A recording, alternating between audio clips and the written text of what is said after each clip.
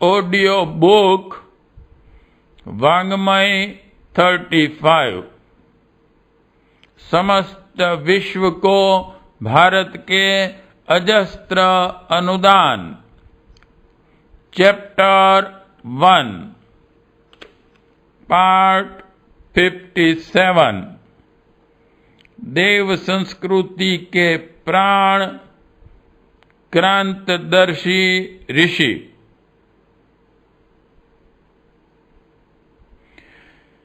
जिनके सानिध्य से नदी, पर्वत, वन, उपवन, क्षेत्र, प्रदेश धन्य बने, तीर्थ कहलाए, उन ऋषियों के बारे में कुछ अधिक जानने और वैसा बन पाने की ललक को अस्वाभाविक नहीं कहा जाएगा। वेदों से इनका परिचय पूछें तो जवाब मिलता है ऋषि ही क्रांतदर्शी ही, अर्थात जिनकी दृष्टि संकीर्ण स्वार्थ परता वर्तमान के लाभ हानियों की दीवारों को भेद कर देखने में समर्थ होती है। दृष्टि की इसी विशेषता के कारण ऋषि को दृष्टा कहा गया है। ऋग्वेद में अनेक स्थानों पर इस तथ्य को प्रमाणित अनुभव किया जा सकता है। यों साधारणतया सभी को दिखाई देता है 600 करोड़ पहुंचती जा रही विश्व की जनसंख्या में अंधों की संख्या मुश्किल से कुछ करोड़ के दायरे में होगी, पर आंखों से देखना ही तो सब कुछ नहीं। यद्यपि शक्तिशाली टेलीस्कोप, इलेक्ट्रॉन माइक्रोस्कोप आदि कीमती यंत्रों की सहायता से दृष्टि का दायरा बढ़ाया भी जा सकता है, लोग बढ़ाते भी हैं, किंतु इस बड़ी चढ़ी सामर्थ्य के बावजूद जीवन के कुछ क्षेत्र ऐसे हैं जो अछूते रह जाते हैं। देखने की बड़ी क्षमता भी नाकामयाब रहती है।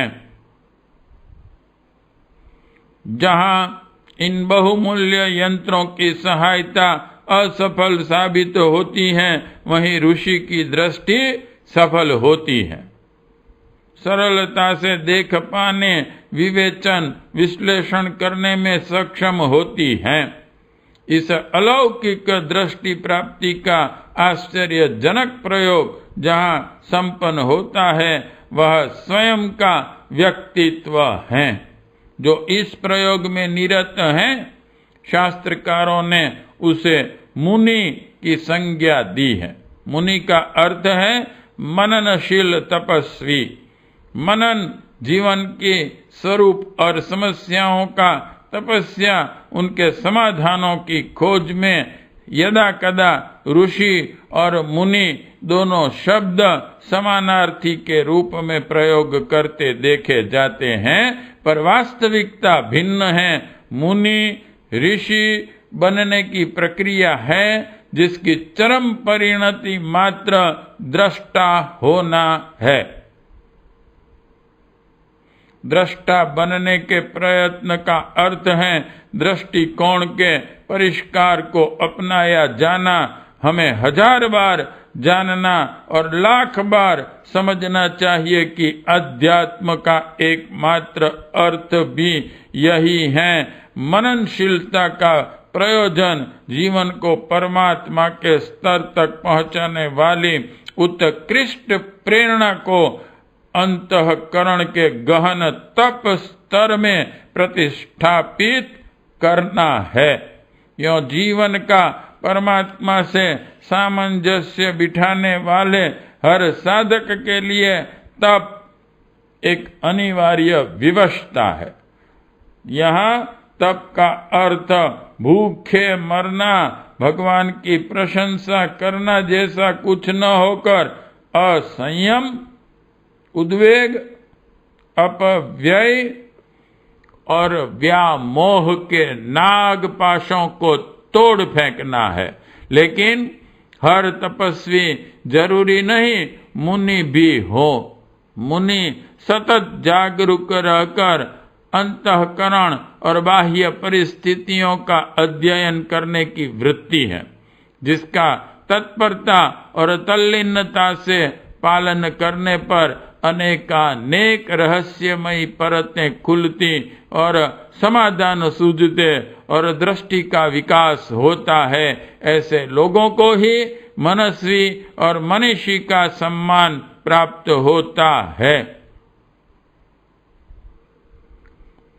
दृष्टि विकास और व्यक्तित्व परिमार्जन का सम्मिलित पुरुषार्थ जीवन में कुछ ऐसा भर जाता है जिसे अनोखा, आश्चर्यजनक और अनुपमेय ठहराया जा सके। ऐसे व्यक्ति के अंतःकरण का जिक्र करते हुए ऋग्वेद का ऋषि कहता है, तामन्वविन्दम ऋषिषु प्रविष्टाम। ऋग्वेद 10/71/3। एक अप्रतिम वाणी अनंत अप्रज्ञात से निकलकर दिव्य दृष्टि संपन्न एवं परम देव से अभिन्नता को प्राप्त हुए ऋषियों की अंतर गुहा में प्रविष्ट हो जाती हैं, क्योंकि ऋषि के शब्दों में ऐसे व्यक्ति स्वयं अतारिष्म तमसः पारमस्य। ऋग्वेद 1/12/6 1/183.6। मुनि वृत्ति का अवलंबन लेकर अंधकार को पार कर चुके होते हैं। उपनिषदकार इस दृष्टि के 3 आयाम बताते हैं। सूक्ष्म दृष्टि, अंतर्दृष्टि और दिव्य दृष्टि। इस सूक्ष्म दृष्टि का प्रयोग क्षेत्र बैक्टीरिया, विषाणु जैसे नन्हे जीवों की गतिविधियों के निरीक्षण से भिन्न है। इसका क्षेत्र है मानवीय जीवन के विस्तृत पटल, जहाँ अनेक रंग रूपों वाली ढेरों गतिविधियां चलती रहती हैं, जिनकी क्रियाओं प्रतिक्रियाओं की संख्या इतनी अधिक और सूक्ष्म होती है कि सर्वसाधारण इसे नहीं देख पाते, पर ऋषि अपनी इस दृष्टि के सहारे इसे देखते, कारणों को समझते और तदनुरूप समाधान सोचने में सफल होते हैं। कारणों का वास्तविक उद्गम चिंतन चेतना का उर्वर क्षेत्र है। मनुष्य का अपना अंतराल है। चरित्र व व्यवहार की कठपुतलियों की डोर घुमाना, उन्हें नचाना यहीं से संभव बन पड़ता है। बाहर के जीवन क्रम में घटने वाली वांछित अवांछित गतिविधियां कार्य के रूप में सामने आती हैं। कारणों की परिपक्वता के बाद कार्य को रोक पाना असंभव प्रायः होता है। किसी भी तरह जबरदस्ती यदि रोक भी दिया जाए तो चिंतन क्षेत्र में उपजे ये कारण अंदर ही अंदर नासूर की तरह पनपते और मनोरोगों के रूप में फट पड़ते हैं। किसी भी तरह इन अवांछित कारणों को बीज के रूप में ही समाप्त किया जा सके तो इन विकृतियों की गुंजाइश न रहेगी, पर किया तो तब जाए जब ये बीज दिखाई पड़े। इन्हें देखने की सामर्थ्य ऋषि की अंतर्दृष्टि में होती है, जो इन अवांछित कुप्रवृत्तियों तथा दुष्चिंतन को बीज के रूप में देखते, परखते और नष्ट करते हैं। साथ ही सत्प्रवृत्तियों सद्गुणों के बीजों के अंकुरण लायक भूमि तैयार कर सच्चिंतन का खाद पानी जुटाते रहते हैं। दृष्टि क्षमता की इस महत्वपूर्ण उपलब्धि का तीसरा आयाम है दिव्य दृष्टि।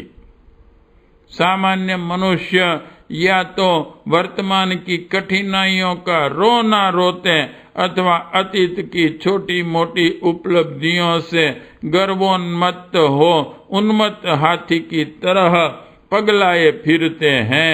उन्हें अभी के सिवा कभी का किसी और आयाम का पता नहीं रहता। उनके देखने का दायरा स्वार्थों की परिधि की संकीर्णता के अनुरूप छोटा सिकुड़ा सिमटा रहता है। यही कारण है कि बहुसंख्यक जन भ्रांतियों के भ्रम भटकाव में उलझे जिस तरह जिंदगी के दिन गुजार रहे हैं, ऐसे में स्वाभाविक है मानवीय गरिमा के अनुरूप मर्यादा का परिपालन न बन पड़े। आज की दशा यही है। उल्टी दशा को सुधारने का संकेत सिर्फ ऋषि की दिव्य दृष्टि देती है, क्योंकि वह इसके सहारे अतीत के इतिहास का मूल्यांकन करते, मनुष्य की बीती भूलों को परखते और सुधार का उपाय सोचते हैं। सुधार के यही उपाय वर्तमान जीवन में लागू करने को प्रेरित करते हैं। इतना ही नहीं, उन्हें वर्तमान के पटाक्षेप के बाद का भविष्य साफ नजर आता है। भविष्य के योग्य स्वयं को समाज को गढ़ा जाए, इसी और प्रयत्न चलाते हैं। भगवान कृष्ण ने अर्जुन को यही दृष्टि दी थी, जिसके सहारे वह दूरगामी भविष्य को देख पाने, समझने और तदनुरूप अपने को ढालने में समर्थ हुआ। त्रिविध दृष्टियों के साथ ऋषियों के स्वरूप भी त्रिविध हैं। ब्रह्मर्षि, राजर्षि, देवर्षि तीनों ही समाज परायण हो, लोकहित में अपने अपने ढंग से संलग्न रहते हैं। ब्रह्मर्षियों का क्षेत्र चिंतन है। इसकी अपनी शक्ति होती है जो चेतना की गहराई में जाकर विश्व की सूक्ष्मता में प्रवेश कर जीवन के सिद्धांतों की शोध करती है। इस चिंतन शक्ति के अभाव में समाज पंगु हो जाएगा, प्रगति रुक जाएगी। भौतिक विज्ञान संबंधी शोधकर्ताओं के लिए जिस प्रकार एकांत की आवश्यकता होती है, ठीक उसी प्रकार आध्यात्मिक मनोवैज्ञानिक शोध प्रयोजनों के लिए भी एकांत सेवन करना पड़ता है। ऐसे एकांत सेवी जो ब्रह्मर्षि होते हैं, वे संसार को जीवन के तत्व ज्ञान का चिंतनात्मक सार देते हैं, जिसमें जीवन की समस्याओं का समाधान समाहित होता रहता है। एकांत का अर्थ एकाकी होना न होकर भीड़ भाड़ से दूर शांत स्थान है। यहाँ पर रहकर अकेले अथवा कई ब्रह्मर्षि एक साथ मिलकर जीवन के विविध बिंदुओं पर अपनी काया सत्ता की प्रयोगशाला में प्रयोग किया करते थे। कई बार ये प्रयोग अंतः प्रकृति और बाह्य प्रकृति में सामंजस्य बिठाकर बाहरी वातावरण में संपन्न होते थे। मिलकर किए गए शोध प्रयत्नों में ऋग्वेद 1/100 के 5 ऋषियों रुजाश्व, अम्बरीश, सहदेव, भयमान और सुराधंस का वर्णन आता है। इसी प्रकार ऋग्वेद 3/23 की शोध देवश्रवाहा और देववात नामक 2 ब्रह्मर्षियों ने मिलकर की। ऐसे प्रयोगों के लिए हिमालय की अपनी महत्ता है।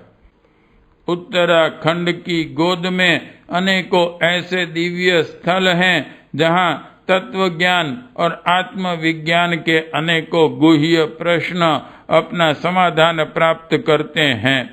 इन्हीं कारणों से ब्रह्मर्षियों की मंडली यहाँ रहकर अथवा सूक्ष्म में इस दिव्य क्षेत्र से संपर्क साधकर अनेकों तरह की खोज किया करते थे। मानव शरीर ब्रह्मांड शरीर का संक्षिप्त संस्करण है। इसमें प्रकृति की ब्रह्मांड की महत्ती शक्तियां बीज रूप में विद्यमान हैं। उन्हें उठाने परिपक्व करने के लिए यह क्षेत्र सर्व सुविधा संपन्न है। इतिहास पुराण इस बात के साक्षी हैं कि ब्रह्मर्षि गणों में से अधिकांश चेतना जगत में अनेकों प्रयोग संपन्न कर मानव में देवत्व के उदय का विज्ञान और विधान ढूंढा। देव संस्कृति के सूत्रों ने अपना उदय और विस्तार इसी एकांत से पाया। परम पूज्य गुरुदेव ने अपने जीवन काल में 3 बार आकर यहाँ अनेकों ऐसे विशिष्ट प्रयोग संपन्न किए जिनकी चमत्कारी परिणति को विश्व मानव नवयुग के आध्यात्मिक समाज के रूप में देखेगा, अनुभव करेगा। इन्हीं ब्रह्मर्षियों के निष्कर्ष लोक सेवियों की सेवा का आधार बनते हैं। इन्हें ही राजर्षि कहा जाता है। ऐसे सेवा करने वाले समाज में न रहें तो समाज सूख कर कुम्हला जाएगा। ऐसे लोक सेवी विचारशील समाज में आवाज बुलंद करते हैं। आंदोलन की जरूरत हो तो आंदोलन खड़ा करते, संगठन की जरूरत हो तो वह भी बनाते हैं। इस समूची कर्मठता के पीछे उनका निजी स्वार्थ नहीं रहता। इधर ब्रह्मर्षि से सूत्र लेते एवं लोक सेवा के क्षेत्र में उन पर अमल करते हैं। ज्ञान द्वारा लोकरंजन करते हुए ये लोक सेवी राजर्षि समाज में एक बहुत बड़ी शक्ति की भूमिका निभाते हैं। तीसरी शक्ति प्रेरक वाणी की है। जिन विचारों का ज्ञानियों को अनुभव होता है, उन विचारों को ऐसे चुने हुए शब्दों में ये ज्ञानी ही प्रकट कर सकते हैं ताकि सर्व सामान्य उसे ग्रहण कर सके। इसमें विचारों को पहचानने के साथ उसे वाणी का जामा पहनाना पड़ता है, वरना उचित शब्दों के अभावों में प्रकाश की तरह तम व्याप्त हो सकता है। विचार तो अंतर की गहराई में होता है, इसे प्रकट करने में शब्द का सहारा जरूरी है। इसमें कुछ न्यूनता रहने का भाव आ सकता है। दूसरा शब्द इस्तेमाल करें तो संभव है अतिरिक्त भाव आ जाएं, इसलिए एक एक शब्द में विवेक अनिवार्य है ताकि न न्यून भाव प्रकट हो, न अतिरिक्त भाव, न विपरीत भाव। इन तीनों दोषों को टालकर जैसा कि तैसा प्रकट करना चाहिए। इस तीसरी शक्ति के रूप में जन जन के हृदयों तक सद्विचार पहुंचा सकते हैं, उन्हें ही देवर्षि कहते हैं। नारद के पास यही शक्ति थी जिसके बल पर उनने ध्रुव, पार्वती, वाल्मीकि को प्रेरणा दी। तीनों ही ऋषियों के कार्य का प्राण है उनकी त्रिविध दृष्टि। सूर्य और प्रकाश की तरह दोनों एक हैं। एक के बिना दूसरे के बारे में सोचा नहीं जा सकता। ब्रह्मर्षियों की मिसाल देनी हो तो वशिष्ठ, विश्वामित्र, याज्ञवल्क्य का उदाहरण दे सकते हैं। राजर्षियों में जनक का नाम लिया जाता है। यह जरूरी नहीं कि ऐसे लोग राजा हों, वे सेवा में निर्लिप्त भाव से लीन हैं, इतना काफी है। इस जमाने में भी अपने देश ने श्री अरविंद जैसे ब्रह्मर्षि, रवि बाबू यानी कि रविंद्रनाथ टैगोर जैसे देवर्षि और गांधी पुरुषोत्तम दास टंडन जैसे राजर्षि पैदा किए हैं। इन सभी के पास दृष्टि की संपदा तो एक सी है, पर कार्य के अनुरूप लक्षण अलग है। ब्रह्मर्षि का लक्षण है चिंतन और शोधन करने की शक्ति। राजर्षि का लक्षण उसके निरहंकार सेवा भावना। वैसे ही देवर्षि का लक्षण उसका प्रेम भरा हृदय है। वह नारद की तरह देव, दानव, मानव सभी से मिलता है, उन्हें प्रेरित करता है। आज भी समाज में देव, दानव, मानव विशिष्ट, अशिष्ट और शिष्ट के रूप में हैं। देवर्षि का कर्तव्य अपनी प्रेरक वाणी से विशिष्ट को समाज के नेतृत्व हेतु आगे लाना, अशिष्ट को सुधारना और शिष्ट को सेवा कार्यों में लगाना है। ऋषि तंत्र की इसी सक्रियता ने कभी भारत को देवलोक का दर्जा दिया था।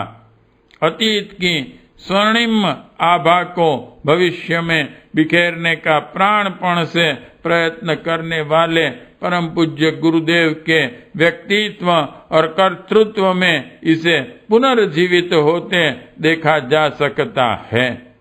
उनके बहुआयामी जीवन में जहाँ ब्रह्मर्षि तत्व की प्रधानता है, वहीं राजर्षि और देवर्षि के रूप में उनके द्वारा किए गए प्रयास कहीं कम नहीं है। स्वयं की कठोर तपश्चर्या, हिमालय के ब्रह्मर्षि गणों के साथ किए गए दुर्लभ प्रयोगों के जहां उन्हें वैयक्तिक और सामूहिक चेतना में न जाने कितने आश्चर्यजनक परिवर्तन किए, वहीं अपने निष्कर्षों को शब्दों में संजोया, देश और समाज के नवजीवन के लिए समर्थ प्राण संचालक वाहिनी गठित कर डाली।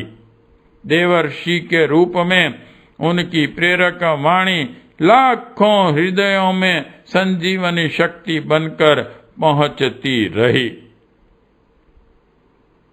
यही नहीं, उनके व्यक्तित्व में समाया ऋषित्व, ऋषि परंपरा के पुनर्जीवन के कर्तृत्व के रूप में सहस्त्र धारा बनकर फूट पड़ा, जिसकी अनुभूति शांति कुंज पहुंचकर ही की जानी संभव है। उनके समर्थ संरक्षण में चल रहे ब्रह्म वर्चस्व के शोध प्रयासों में किसी को भी ब्रह्मर्षि तत्व का सहज बोध संभव है। इसके अंतर्गत चरक के आयुर्वेद, पतंजलि के योग विज्ञान, व्यास के साहित्य सृजन, दार्शनिक मंथन के नव प्राणों से भरपूर होने की अनुभूति की जा सकती है।